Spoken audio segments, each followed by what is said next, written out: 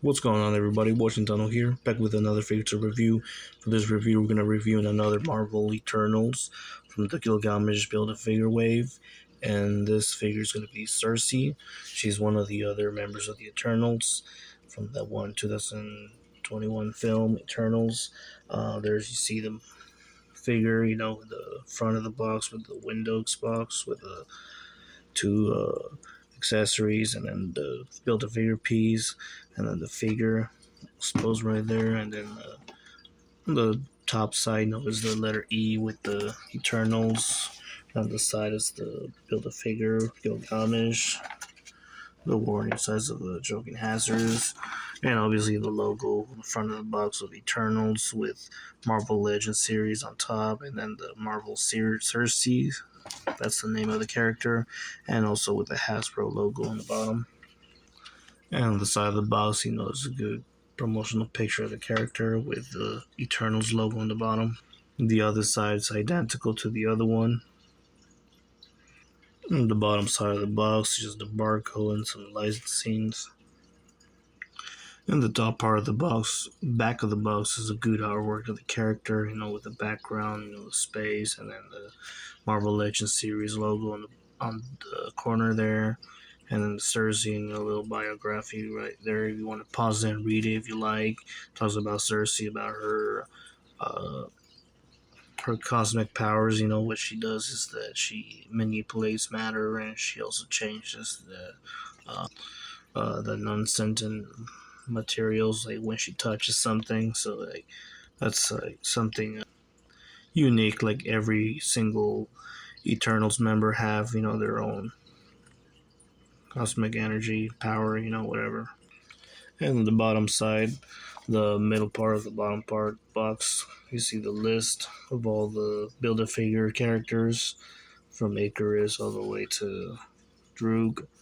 Um, Obviously, 1 through 6 have a single piece from Gilgamesh, except for Icarus. We already saw Makari and Sprite, they both have the piece now. Uh, Sersi, she has the number 3. And yeah. And the bottom part of the box, another Marvel logo with the Hasbro. And well. So yeah, let's get her out of her box and have a closer look at her. Okay, here we have the figure. And we can start out with measurement tape. Sersi measures up a little bit above 6 inches, kind of like 6 inches and a quarter, close to 16 centimeters. But yeah, this is Sersi, the another Build-A-Figure wave from the Eternals. And obviously the actress that plays her is Gemma Chan. He obviously She obviously did a double role in the Marvel Universe. She also did Minerva, the character Minerva, in the Captain Marvel movie. Unfortunately, I don't have the figure of Minerva because, it's a figure that I did not pick up. Um, that's unfortunate. But yeah, I would have been nice to compare her, the two roles that she played, But yeah, you probably recognize her in other movies too. I mean, she did play in that one role from the what's it called? The Don't Worry My Darling, or Humans, or that Rich Asian something, Love Asian. I can't remember. Came out in 2018. Don't really watch a lot of those romance movies, but yeah, she came out in that film too. But yeah, one thing that I do like is that how Marvel actually did a good job on this figure. There's obviously some characters that are not going to be too accurate as how they appeared in the movie or as the real actor or actress, but this one they actually did a good job on her. The sculpting on the face too, a nice paint job, and also the texture that she has. Like she has like these two what do you call those moles on her chin and on one of her left upper lip. Yeah, I thought that was like a like a paint defect or something, but no, that's like a little tiny detail that Marvel decided to add. Hasbro decided to add. You can see them on the chin right there, the little dot, and on the upper lip on the left side. Yeah, they actually they actually did that, just to make it as accurate as possible. I mean, good job, Marvel. They actually did. Hasbro did a great job.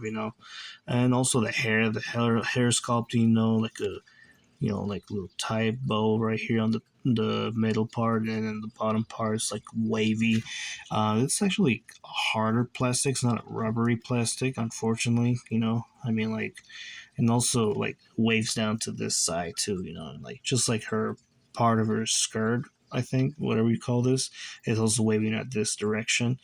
They're all mostly waving at that direction. Like are they standing on top of a hill or something that's waving that direction? But yeah, and the hairs too. The ones parts right here, like the bangs or what do you call those? Yeah, they're also like sitting down on this side here, this section. Um, yeah, the face. The face. She looks like more like a calm, more like a relaxed face. Yeah, yeah. She looks really calm right there. And I also like the nice metallic green that she has on. Really nice, really shiny on the lights, and I really enjoy that. It's really nice, and I really like also the designs too.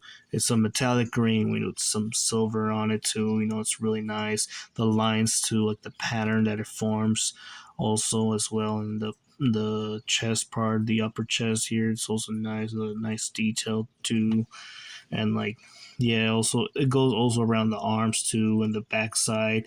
And this one actually they did design it on the most of her backside. Even the little skirt part right here too. They even have on her uh back on the bottom here too, and the arms they go all the way down to the legs, the boots or shoes, whatever they're called. Really nice. And also this part here too, it's like a uh gray, silver, on the tip here, and then like yeah, it's really nice. It doesn't have on the other side, you know. I guess because it's covered up, so it doesn't.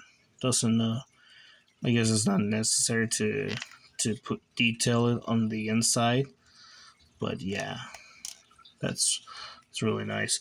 I really like this design. Also, the part of the skirt here is like really it's a really flexible rubber plastic. One thing about it is that this side right here is like close, and on this side it's like open. So like yeah, this part right here that's closed, that's gonna limit some articulation, and also this spot right here too. There's some I see a lot of limitations right here, but yeah. For accessories, we don't get a lot, just three in total. One is the build a figure piece, which is the Gilgamesh left leg. Yeah, it's like that's pretty much what we got, with a giant peg hole right there to peg it right in. And she also has these, they're really tiny, this alternate hands. She got a right closed fist, and she has this gestured hand, like with an index and middle finger like up, kind of like making a C or something. I guess that she's using this gesture hand. It's like for, like for her cosmic powers or something. Kind of reminds me like Charles Xavier when he puts like those two. He uses this hand, like to like use his psychic energy. His psychic powers. He uses his hand like this. Kind of reminds me of it. And obviously, you can swap up the hands for the ones that are coming as an accessory. Yeah, she got that closed fist, and then she got this gestured hand. Obviously, maybe like for oh yeah, because like her powers, she got to touch something, so like to manipulate something. So she has to touch something. So obviously she's using this hand obviously to like touch, so that way she manipulates. So I think that makes sense. That makes sense. I mean, it wouldn't make sense for her touching her head just like Charles Xavier would, but yeah, this this now makes sense, because of her cosmic powers or abilities that she has. So yeah, And for articulation, this figure must be the one with the most limited articulation.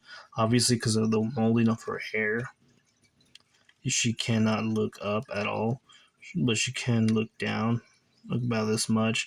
And obviously, she had trouble pivoting the head side to side, but she does a full rotation on the head, and she got a full rotation on the arms, a full 360. She got a good extension on the arms too, about this much, and also the hinge on the elbow, and also swivel as well. And also she got that swivel on the wrist, and she can also hinge up and down too as well. And she got this like little gap right here. I mean, like, it's a good thing she has a full body suit, because like this gap would have been very noticeable. Because in the comics, she had a costume that looked very provocative, so like it would have shown way too much if she had this cap right here. But she has a full body suit, so the gap is not too noticeable. But yeah, you kind of see a little gap right here. So like hinging up and down, you can swivel. And because of this full body suit here, she does not have that swivel on the waist. But at least they gave us the articulation on the upper side here. But yeah, and just what I was talking about, this like skirt or thing, whatever it was, the part here that is split can actually split the leg about this much, and this one cannot because of this piece right here. So if you try to make, she cannot do a full split.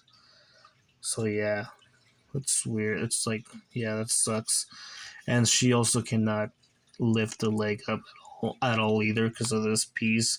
Yeah, there's a lot of limitations on this figure. Yeah, she does have that swivel on the thigh there, swivel on both sides.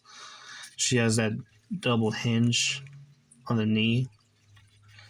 No rotation on the feet, but she can hinge up and down and pivot side to side. And she also has pec holes. Yeah, for comparison size here, you have her next to her two Eternal sisters, Makari and Sprite, figures that you can check their review out on the channel. These figures are from Hasbro. From other Marvel Legends, here you have with a Wolverine 5 inches and a half, and with a Cyclops 6 inches and a half. Both figures from Hasbro. Two DBZ 6.5 inch figures from Dragon Stars. Here you have it next to a 6 inch Catwoman from the McFarlane line. And here you have it with a Darla 5 inches and a half from Mattel. Here you have it next to a Dark Knight's Death Metal Wonder Woman 7 inches and a half, also a figure from McFarlane, and with a 6 inch Jeanette Vasquez from NECA.